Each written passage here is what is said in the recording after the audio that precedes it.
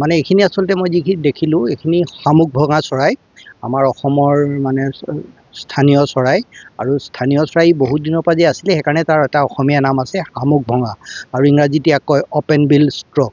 Open বিল মানে তাৰ ঠোঁটটো open মানে ফাঁক থকা যাতে ই শামুক ভাঙিব পাৰে, সেইকাৰণে তাক অপেন বিল ষ্টক বুলি কোৱা হয় আৰু আমাৰ অসমীয়াত শামুক ভঙা বুলি কোৱা হয়।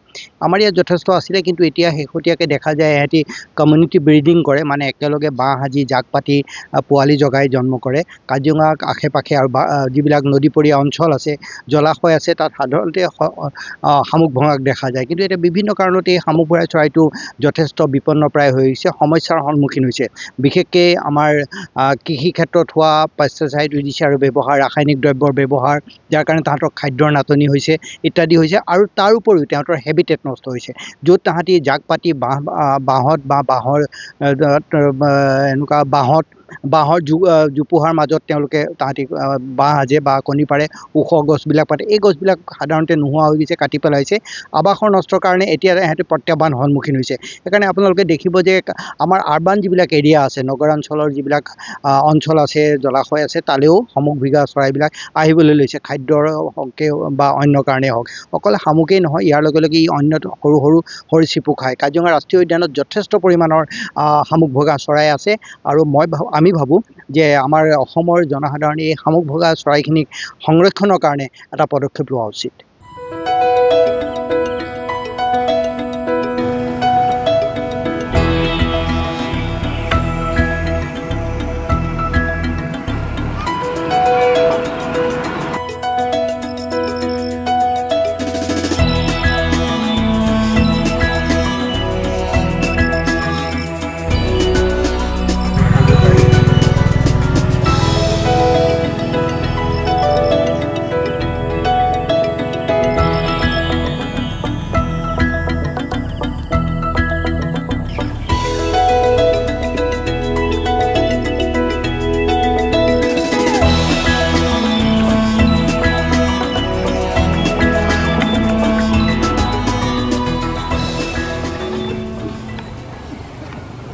মানে এইখিনি আচলতে মই যিখিনি দেখিলোঁ এইখিনি শামুক ভঙা চৰাই আমাৰ অসমৰ মানে স্থানীয় চৰাই আৰু স্থানীয় চৰাই বহুত দিনৰ পৰা যে আছিলে সেইকাৰণে তাৰ এটা অসমীয়া নাম আছে শামুক ভঙা আৰু ইংৰাজীত ইয়াক কয় অপেন বিল ষ্ট্ৰক।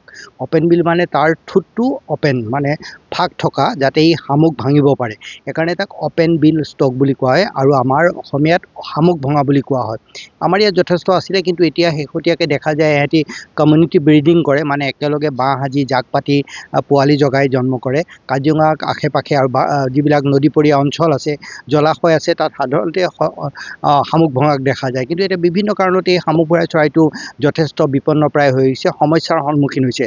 বিশেষকৈ আমাৰ কৃষি ক্ষেত্ৰত হোৱা পেষ্টিচাইড আৰু ব্যৱহাৰ, ৰাসায়নিক দ্ৰব্যৰ ব্যৱহাৰ, যাৰ কাৰণে তাহাঁতৰ খাদ্যৰ নাটনি হৈছে ইত্যাদি হৈছে। আৰু তাৰ উপৰিও তাহাঁতৰ হেবিটেট নষ্ট হৈছে, য'ত তাহাঁতি জাক পাতি বাঁহত বা বাঁহৰ এনেকুৱা বাঁহৰ জোপোহাৰ মাজত তাহাঁতি বাঁহ সাজে বা কণী পাৰে, ওখ গছবিলাক পাতে। এই গছবিলাক সাধাৰণতে নোহোৱা হৈ গৈছে, কাটি পেলাইছে। আৱাসৰ নষ্টৰ কাৰণে এতিয়া সিহঁতে প্ৰত্যাহ্বান সন্মুখীন হৈছে। সেইকাৰণে আপোনালোকে দেখিব যে আমাৰ আৰ্বান যিবিলাক এৰিয়া আছে, নগৰাঞ্চলৰ যিবিলাক অঞ্চল আছে, জলাশয় আছে, তালৈও শামুক ভঙা চৰাইবিলাক আহিবলৈ লৈছে, খাদ্যৰ হকে বা অন্য কাৰণেই হওক। অকল শামুকেই নহয়, ইয়াৰ লগে লগে ই অন্য সৰু সৰু সৰীসৃপো খায়। কাজিৰঙা ৰাষ্ট্ৰীয় উদ্যানত যথেষ্ট পৰিমাণৰ শামুক ভঙা চৰাই আছে আৰু আমি ভাবোঁ যে আমাৰ অসমৰ জনসাধাৰণে এই শামুক ভঙা চৰাইখিনিক সংৰক্ষণৰ কাৰণে এটা পদক্ষেপ লোৱা উচিত।